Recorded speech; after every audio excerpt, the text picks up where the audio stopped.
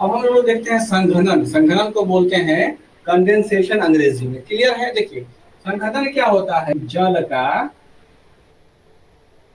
गैसीय या ठोस अवस्था में परिवर्तन।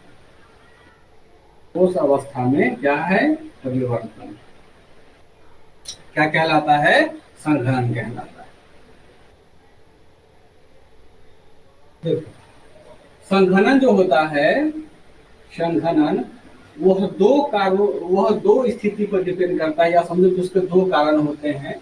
वह दो कारण होता है कि जो उस पर निर्भर करता है। पहला होता है तापमान में कमी। पहला कंडीशन संघनन कब होगा कि जब तापमान में क्या होगा, कमी होगा। और दूसरा होता है वायु की सापेक्षिक आर्द्रता। वायु की सापेक्षिक आर्द्रता, इन दोनों कारणों से क्या होता है, वायुमंडल में संघनन की क्या होती है, प्रक्रिया घटित होती है। देखो तापमान में अगर कमी होगा तो हम यहाँ पर क्या है, एक पॉट में जल है, यह क्या बनेगा, यह ठोस बनेगा। दूसरी अवस्था में क्या होगी, तापमान में अगर अधिकता होगी तो यह क्या बनेगा, वाष्प बनेगा या सीधा गैस बनेगा। क्लियर है? तो तापमान में कई जगह कमी होता है और कई परिस्थिति में यहाँ पर क्या हम कह सकते हैं, अधिकता भी कह सकते हैं। लेकिन अधिकांश स्थिति में जो संघनन की प्रक्रिया होती है वो तापमान में कमी होने के कारण ही होता है। कैसे, देखो जैसे पानी को हम बॉयल करते हैं, तो बॉयल करते हैं तो वो क्या करता है, भाप बन करके उड़ता चला जाता है। जैसे हम आंच को कम करते हैं ना, तो फिर भाप क्या होता है, वापस जल की बूंद में भर करके पूरा हमारे पास पहुंचता है या बर्तन में पहुंचता है। इसीलिए बोलते हैं कि तापमान में कमी, अधिकता को हम लोग मेंशन नहीं करते हैं। समझ में आया? ये दो चीजें जो होती हैं, यह दो चीजें काफी महत्वपूर्ण होता है। अब देखो तापमान में कमी, तापमान में कमी का मतलब क्या होगा कि इसकी दो परिस्थिति होंगी। दो परिस्थिति क्या होंगी, या तो हिमांक होगा या इसका तापमान क्या होगा, हिमांक से कम होगा या नीचे होगा। हिमांक का मतलब होता है कि वैसा न्यूनतम ताप जिसपे कि कोई जल क्या बन जाए, बर्फ में परिवर्तित हो जाए या ठोस में परिवर्तित हो जाए। क्लियर है? तो देखो जब तापमान हिमांक से नीचे होता है, उस समय जो मौसमी दशाएं उत्पन्न होती हैं, उस मौसमी दशाओं को हम लोग बोलते हैं तुषार। उस मौसमी दशाओं को हम लोग क्या बोलते हैं, तुषार। और जब क्या होता है कि हिमांक के ऊपर होता है, हिमांक मतलब क्या कि जब हमारा तापमान अधिक होता है, उस स्थिति में हम लोग क्या देखते हैं, उस स्थिति में कुछ स्थिति बनती होगी। उस स्थिति में क्या होता है, हिमांक के ऊपर होने पर जल का खाली वाष्पीकरण होता है। जल का क्या होता है, खाली वाष्पीकरण होता है ना। तो वाष्पीकरण जब होगा तो ये क्या करेगा, हमारे वायुमंडल में आर्द्रता को बढ़ाएगा, बरसात को क्या करेगा, उद्युक्त करेगा। क्लियर है? अब देखो एक और कंडीशन यहाँ पर समझने का हम प्रयास करते हैं। एक तो जलवाष्प हो गया यहाँ पे कि क्या करेगा, ये जलवाष्प के कारण होगा, जलवाष्प बनाएगा। और दूसरा कारण क्या होगा कि जब हिमांक से ऊपर होगा ना, तो जो हमारा संघनन प्रक्रिया है वह तीन प्रकार की घटनाओं को क्या करता है, जन्म देता है। हम यही लिख देते हैं ना, वो तीन प्रकार की घटनाओं को क्या करता है, वायुमंडलीय घटनाओं को जन्म देता है ना। यहाँ लिख लीजिए। पहली घटना का नाम है ओस। यहीं से शब्द पूरा का पूरा साइकिल शुरू होता चला जाएगा, है ना। पहला घटना का नाम है ओस, दूसरा घटना का नाम है कोहरा, है ना। कोहरा ये पूछा जाता है बहुत कि इसकी दृश्यता कितनी है ना। फिर अगला कंडीशन है इसका बादल। ठीक, अब देखो, अब इसको समझो, हम फिर से समझाते हैं। संघनन वैसी प्रक्रिया है जिसमें कोई जल या तो सीधे गैसीय अवस्था में बदलता है या सीधा क्या बनता है, ठोस अवस्था में परिवर्तित हो जाता है, वो संघनन कहलाता है। संघनन के लिए होता है, जो संघनन वायुमंडल में तब घटित होता है जब उसके तापमान में कमी हो या उसकी वायु की सापेक्ष आर्द्रता में क्या हो, वृद्धि हो अथवा कमी हो। ये डिपेंड करता है वहां की सापेक्षिक आर्द्रता का मान कितना है। क्लियर है? अब तापमान में जब कमी होगा तो तापमान में कमी होने का दो कंडीशन होता है। या तो हिमांक से तापमान नीचे होगा, यानी हिमांक का मतलब क्या होगा कि वैसा न्यूनतम तापमान जिसके जिस यहाँ पर क्या करता है, बर्फ जमता है, उसको हिमांक बिंदु क्या हो गया, 0 डिग्री सेंटीग्रेड ही ना होता है पृथ्वी। इसके नीचे को क्या, हिमांक से नीचे, हिमांक के ऊपर क्या मतलब हो गया, 0 डिग्री सेंटीग्रेड से ऊपर। तो यदि जब हिमांक, हिमांक का मतलब है कि जब हमारे वायुमंडल में तापमान, वायुमंडलीय हवा का तापमान 0 डिग्री से कम होगा तो उसको हम लोग बोलते हैं तुषार। उस घटना को बोलते हैं तुषार का प्रक्रिया बनता है। आगे देखते हैं कैसे कैसे प्रक्रिया बनता है। और जब हिमांक से ऊपर होगा तो हमारे यहाँ क्या बनता है, वायुमंडल में ओस का निर्माण होता है, कोहरा का निर्माण होता है और बादल का निर्माण होता है। तुषार को एक और नाम से जानते हैं, बताओ तो पल्लवी। आप ठंडा के मौसम में बहुत बार इसको यूज की होंगी, बोली होंगी मम्मी को पापा को, ये मम्मी रजाई दो हमरा पाला लगा था, पाला बोली हो ना, पाला है ना। तो तुषार को हम लोग क्या बोलते हैं, पाला कहते हैं। तो पाला की जो स्थिति होती है या तुषार की जो स्थिति होती है वह भारतीय कृषि का की बहुत ही ज्यादा ये खतरनाक होता है। जैसे कि आलू हो गया या सरसों हो गया, तो ठंड के मौसम नहीं पसता है, पाला लगता है ना, है ना। तो अब आप लोग भी अब ऐसा चीज को पढ़ेंगे कि आपका काफी कंसेप्ट इसमें क्लियर हो जाएगा कि पाला अलग चीजें हैं, कोस अलग है, कोहरा अलग है, बादल अलग है। ये सब किससे निर्धारित करता है, ये सब संघनन से तय करता है। संघनन किससे जुड़ा हुआ है नीलम, हमारी आर्द्रता से। क्लियर है। तो अब हम सबको एकाएकी पढ़ने का प्रयास करते हैं, जानने का प्रयास करते हैं। को वायुमंडलीय विशेषताओं के आधार पर इसको 4 भागों में बांटते हैं। वही चीजें जो हम लोगों ने पहले लिखा है ना। देखिए सबसे पहला में लिखे हुए जो लिखे वो क्या, ओस लिखा था, है ना। देखिए उसके बाद है हमारा कोहरा, है ना। कोहरा को बोलते हैं फॉग। कुहासा, कुहासा होता है, कुहासा, कुहासा या इसी को हम लोग कहते हैं धुंध। और उत्तरी बिहार में धुंध को बोलते हैं धुनी, है ना। इसको बोलते हैं मिस्ट, MIST, मिस्ट, है ना। इन चारों चीजों को अभी जो पढ़ाएंगे इसको बिल्कुल कान खोल कर समझने का प्रयास कीजिएगा। देखो अब हम लोग देखते हैं ओस।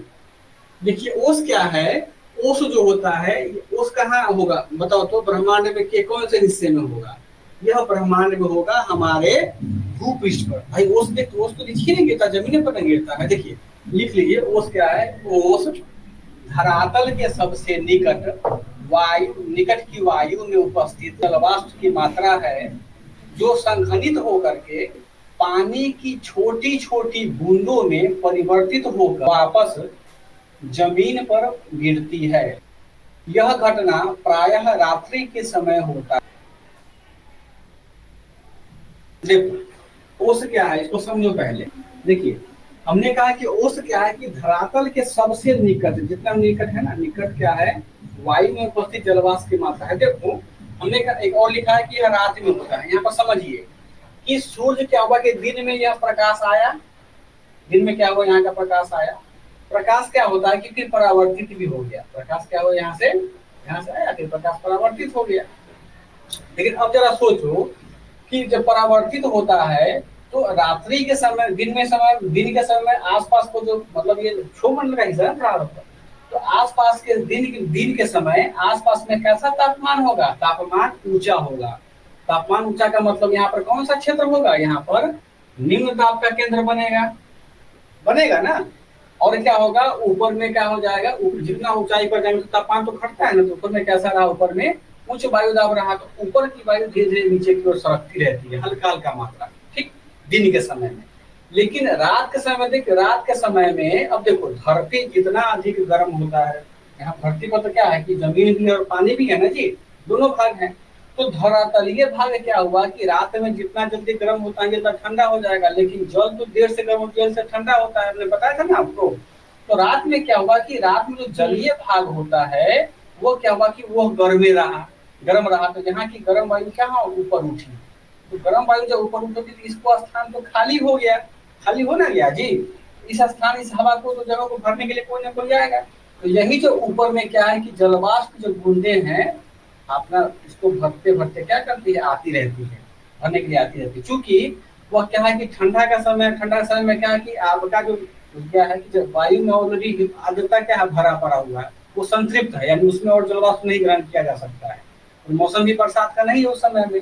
तो यही जो जलवाष्प की जो बूंदे होती है वास्तव में, जो दिन के समय में क्या होता है, पानी की बूंदों के रूप में ऊपर में जाता है वाष्पीकरण के माध्यम से, और रात में संघनन प्रक्रिया के माध्यम से पानी की बूंदों में क्या करता है, नीचे बरसता है।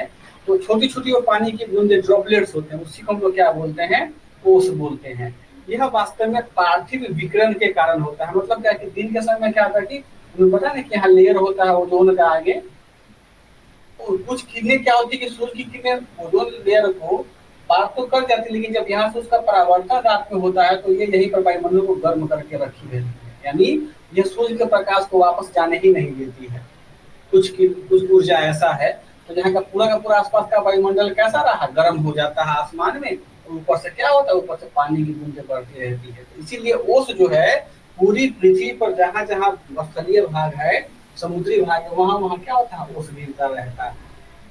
बात समझ में आया? तो ओस और कुछ नहीं बल्कि ओस क्या है, पानी की छोटी छोटी बूंदें हैं, जो पानी का शुद्धतम रूप कहा जाता है। जैसे कि एक बरसात का पानी शुद्ध हुआ, दूसरा किसका पानी शुद्ध होता है, ओस का पानी शुद्ध होता है। अगला हम लोग देखते हैं तुषार। तुषार क्या होता है, तुषार जो होता है, हमने क्या कहा कि हिमांक से नीचे का हिस्सा है ना, तो लिख लीजिए, धरातल पर जब तापमान हिमांक से नीचे चला जाता है तो वायुमंडल में उपस्थित जलवाष्प की बूंदें हिमकणों के रूप में परिवर्तित हो जाती है, जो जो संघनन प्रक्रिया के कारण पृथ्वी पर गिरती है। इसे फिर से बोलते हैं, धरातल पर जब तापमान हिमांक से नीचे चला जाता है, धरातल पर जब तापमान हिमांक से नीचे चला जाता है, तब जल की वायुमंडल में उपस्थित जलवाष्प की बूंदें बर्फ के छोटे छोटे टुकड़े, बर्फ के छोटे बिल्कुल, या हिमकण लिख लो उसको, हिमकणों के रूप में परिवर्तित होकर धरती पर गिरते हैं, जिसे तुषार या पाला कहते हैं। ये बूंदें वास्तव में ओस की जमी हुई बूंदें होती हैं। अब देखो, अब क्या है कि ओस का ही थोड़ा सा बड़का भाई तुषार है। इसमें हमने क्या कहा कि जब तापमान हमारा हिमांक से नीचे चला जाता है, हिमांक का मतलब हुआ कि 0 डिग्री सेंटीग्रेड से कम, है ना, या भारत का परिप्रेक्ष्य में हम कह लेते हैं तो मान चलो कि 2 डिग्री 3 डिग्री 4 डिग्री, है ना, या -1 डिग्री। अब भारत में तो माइनस भी तापमान होता है, कश्मीर में अगर जाओगे तो वहाँ माइनस भी तापमान मिलेगा, हिमाचल में नहीं जाओगे तो जहाँ जहाँ तापमान हिमांक से नीचे होता है ना, देखोगे कि वहाँ स्नोफॉल होता है। हिमाचल प्रदेश में, बिहार का लोग सब बहुत जाता है, जो दिल्ली में रहता है पढ़ाई करने के लिए बहुत जाता है स्नोफॉल देखने के लिए वहाँ ठंड में।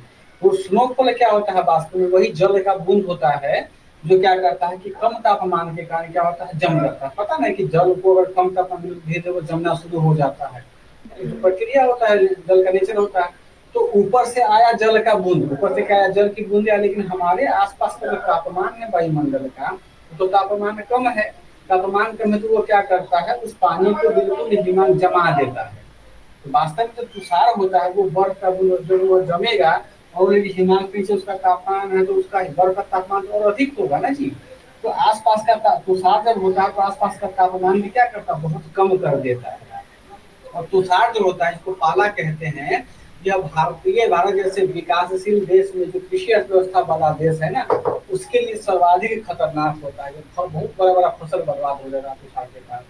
इसीलिए देखिएगा खेतों में जो रखवाली करने वाले होते हैं, जब पाला पड़ता है खासकर जनवरी के महीने, दिसंबर के महीने में ना, तो खेत में पुआल का किसी चीज का आग लगा के रखते हैं, ताकि धुआं से क्या हो, वहाँ का गर्मी हो जाए और पाला नहीं पड़े। ये तरीका पुराने समय से अपनाया जाता रहा, बस समझ में आया। तो तुषार कुछ नहीं बल्कि उसका ही एक विकसित रूप है, बड़ा रूप है पानी। अब देखो, अब अगला देखते हैं, इसी में एक टॉपिक मतलब ये सेक्शन है, कोहरा या कोहरा। कुहासा भी बोलते हैं इसको, सॉरी कोहरा, कहीं कहीं कोहरा लिखते हैं और कहीं कहीं इसको कोहरा लिखते हैं। देखो, अब देखिए, अब क्या है कि अब ओस से तुषार बना, तुषार का ही थोड़ा सा और विकसित रूप है, कोहरा या कुहासा। कोहरा या कोहरा यानी कोहरा या कोहरा वैसी स्थिति है कि जब धरातल के पास जो सटा हुआ वायुमंडल है, सटा हुआ क्या है, परिवेश है, वह क्या होता है कि वह जलवाष्प ग्रहण तो ऑलरेडी संतृप्त है, वो तो क्या करता है कि वो जल की बूंदे, पहले जल था फिर जल की बूंदे किसमें बन गया, हिमकण में बन गया। अब यही क्या हुआ कि जब यही तुषार यानी यही हिमकण तो क्या होता है, इसका विस्तार जो होता है, इसका विस्तार बृहद पैमाने पर होता है, बृहद पैमाने पर, बृहद स्तर पर बहुत दूर दूर तक होता है। तो वैसी स्थिति को हम लोग क्या बोलते हैं, कोहरा या कोहरा बोलते हैं। अब समझो हमने क्या कहा, इसको समझो कोहरा में क्या है, ओस से क्या बना, हल्का सा हिमकण बना, और कोहरा में क्या हुआ, कोहरा क्या कि हिमकण का ही क्या है, वृहत रूप है। देखो ये चचा जी हमारे हैं बेचारे देख रहे हैं, कहाँ दूर तक देख रहे हैं, लेकिन क्या होता है कि आगे क्या है कि आगे पूरा वायुमंडल में लगभग समझो कि जो 500-600 मीटर ऊपर तक क्या होता है, पूरा का पूरा यह धुंध भरा हुआ है। धुंध मतलब क्या, तुषार भरा हुआ है। ये देख पाएगा आगे, बताओ तो नीता, कहा नहीं देख पाएगा, क्योंकि इसके मार्ग में यह क्या पड़ा हुआ है, यहाँ पर बर्फ के कण या जलवाष्प के कण पड़े हुए है ना। देखती हो कि बर्फ के छोटे, अगर हमारे पास कोई गुच्छा आगे चला जाए तो देखते हो हम नहीं देख पाते आगे, क्योंकि ये हमको क्या करता है, यह हमारे मार्ग को क्या करता है, बाधित करता है, यानी हमारे आंख से निकले हुए प्रकाश को पुनः हमारे यहाँ परावर्तित कर देता है, हम आगे देख ही नहीं पाते हैं। क्लियर है। यही स्थिति क्या कहलाता है, कोहरा कहलाता है या कोहरा कहलाता है। इसमें देखिएगा, इसमें जो देखने की न्यूनतम दूरी होती है ना, जिसका आंख बंद है, जिसको मोतियाबिंद नहीं हुआ हुआ हो, वो कन्हा जैसा, तो यह 200 मीटर तक स्पष्ट देख सकता है। यानी कोहरा की जो विजिबिलिटी होती है, दृश्य शक्ति होती है, वह केवल और केवल 200 मीटर तक, यानी हम कितनों आंख जाप करके देखे ना, कितनों कोहरा रहेगा तो 200 मीटर तक हम आराम से देख सकते हैं। लेकिन जब उससे आगे होगा तो हम बिल्कुल उसको कुहासा स्थिति बोलते हैं। तो 200 मीटर के आगे जब हम नहीं देखते हैं तो उस परिस्थिति को क्या बोलेंगे नीता, कोहरा बोलते हैं। ध्यान पूछता है बीपीएससी पीटी वाले में कि कोहरा का ये दृश्य शक्ति कितना होता है, आगे हम उसको देखते हैं। ठीक, अब देखो कोहरा का ही बड़का भाई है कुहासा, है ना। कुहासा, इसी को क्या बोलते हैं, धुंध, है ना, या बिहार में इसको बोलते हैं धूली। तो कुहासा क्या है, कुहासा वास्तव में कोहरा का ही घना रूप है, विस्तृत रूप है। कोहरा क्या है, कुहासा का ही क्या है, घना रूप है, विस्तृत रूप है।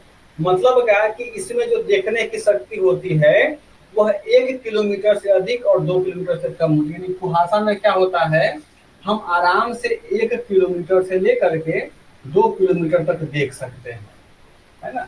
तो बताओ तो पल्लवी, अगर तुम गाड़ी से कहीं जा रही हो तो तुमको कोहरा ज्यादा परेशान करेगा कि कुहासा ज्यादा परेशान करेगा? कोहरा।